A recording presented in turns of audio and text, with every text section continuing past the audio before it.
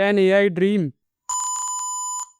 Don't dream in the way humans do. Dreaming involves consciousness, emotions, and subjective experiences, things I don't have. This AI assistant is powered by an Indian AI stack, Sarvam AI. Earlier, we made use of global AI platforms to run our assistant. And as promised, today we are going desi. So let's put Sarvam AI to test on ESP32 for our AI voice assistant project and see how it performs. Namaste and welcome back to Avinashee Tech.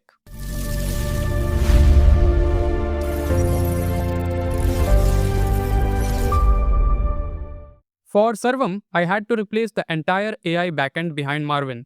The wake word detection remains same because it is handled locally by our TinyML model, but everything after that is powered by Sarvam now. Unlike the previous setup where different platforms were used, Whisper and Llama which were hosted by groq for STT and LLM, and ElevenLabs with its own multilingual model for TTS. For this new setup, all we use is a single AI platform with its own models. Speech to text is handled by Saras. For the LLM layer, we use Sarvam 105 billion model, and for text to speech, we use Bulbul. Since we already explored API testing and curl requests for such platforms in previous videos, let's just skip that part here. Similar to last time, for latency of the system, we will measure the time from the moment query recording ends to the moment speaker starts playing the response. Alright, let's begin. Science. Okay, Marvin. How hot is the sun?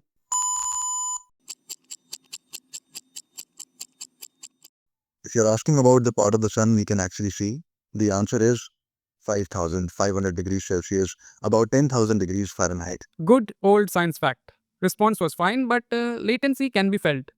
We will talk more on that once we are done with other queries too. Indian context. Why is chai popular in India?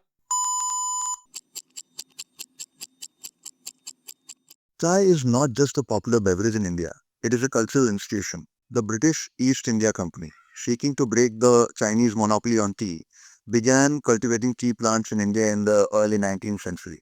Alright, so the model started the response with historical journey of tea, including the colonial era, and expanded to present day cultural reasons, affordability, accessibility, and all.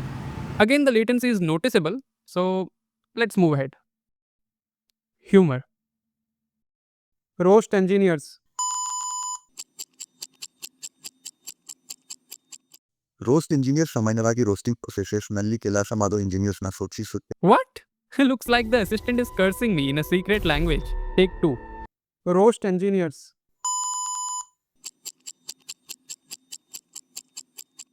The roast engineer. A roast engineer is a professional who designs, builds, and optimizes industrial roasting systems. I'm not sure I've ever heard a job title like roast engineer before. Have you? Let me know in the comments. I don't know, maybe the humor was that the model can't handle one. I'm not sure. Anyway, moving on. Emotion. I feel sad. I'm sorry to hear you feel sad. Sometimes just having someone to talk to can help lighten the weight a bit. Would you like to share what's on your mind? I'm here to listen without judgment. Or if you prefer, we could talk about something that might lift your spirits. Great. It gave supportive and empathetic response, therefore adapting its communication style beyond just answering questions. But one thing to notice was that this response was way faster than other query responses. Less thinking maybe. All in all, we can see that the lowest time to speech of 6 seconds was more of a one-off result. Most responses took around 30 seconds. And just like last time, remember that this number represents the overall system latency, that is our ESP32 code plus the APIs, Saras, 105 billion LLM and Bulbul.